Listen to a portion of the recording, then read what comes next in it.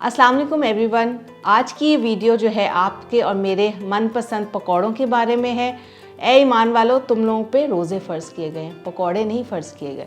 लेकिन अनफॉर्चुनेटली हमारे जो मील प्लान्स में, रमज़ान के मील प्लान में पकौड़े जो है वो हर दस्तरखान पे नज़र आते हैं और ऐसे ही लगता है कि जैसे ही रमज़ान आता है तो पकौड़े भी एक लाज़िम और मलज़ूम जो है इंग्रेडिएंट्स के साथ एक डिश जो है हमने फ़र्ज़ कर ली गई है कि हमने ज़रूर लेने हैं। तो एज अ डाइटिशियन जो है हम क्या कहते हैं कि आप लोगों को रमज़ान में पकौड़े कितने लेने चाहिए। वही चीज़ है कि एक चीज़ अपने ऊपर फ़र्ज़ ना कर लें कि आप लोगों ने ज़रूर रोज़ाना जो है वो खानी है।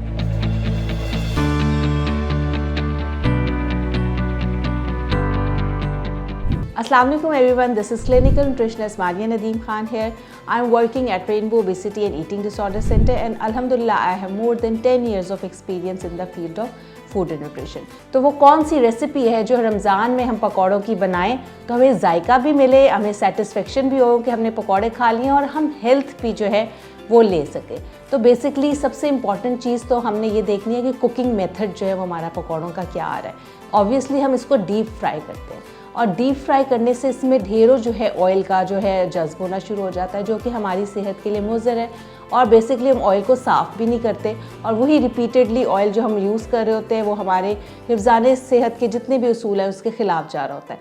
तो यहाँ पर कुकिंग मेथड्स को सबसे पहले ओवरलुक करें, यानी कि जो आप डीप फ्राई कर रहे हैं वही आप पैन फ्राई भी कर सकते हैं और तवे पे बड़े मज़े के जो है वो आप पकौड़े ज़रूर बनाएं। अगर आपके पास नॉन स्टिक पैन है वहाँ पर आप एक छोटे छोटे पैन केक्स की तरह जो है वो पकौड़ों को बना सकते हैं।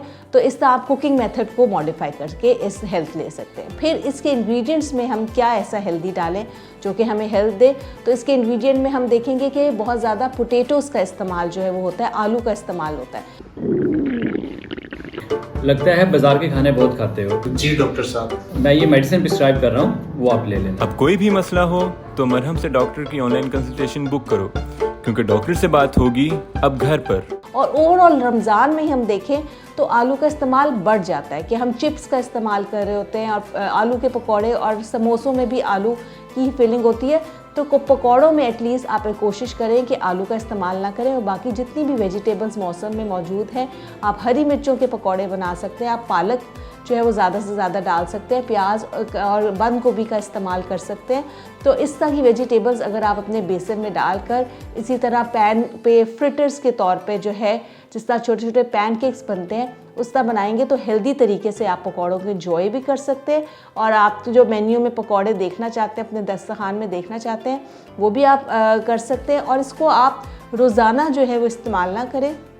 बेसिकली आप इसको हफ्ते में 3 या 4 दफ़ा जो है अपने मेन्यू में शामिल करें और इसका कॉम्बिनेशन आप मिंट सॉस यानी कि पुदीने की चटनी के साथ लाजमी बनाएं ताकि ये ज़ूदे हज़म हो और आपकी इबादत में जो है वो कोई खलल ना हो आपकी खाने की वजह से। अगर आप लोगों का इस वीडियो से कोई भी मुताल्लिक क्वेश्चन है तो आप कमेंट सेक्शन में पूछ सकते हैं और अगर आप मेरे साथ ऑनलाइन या फिज़िकल कंसल्टेशन चाहते हैं तो मरहम की ऐप पर रब्ता करें।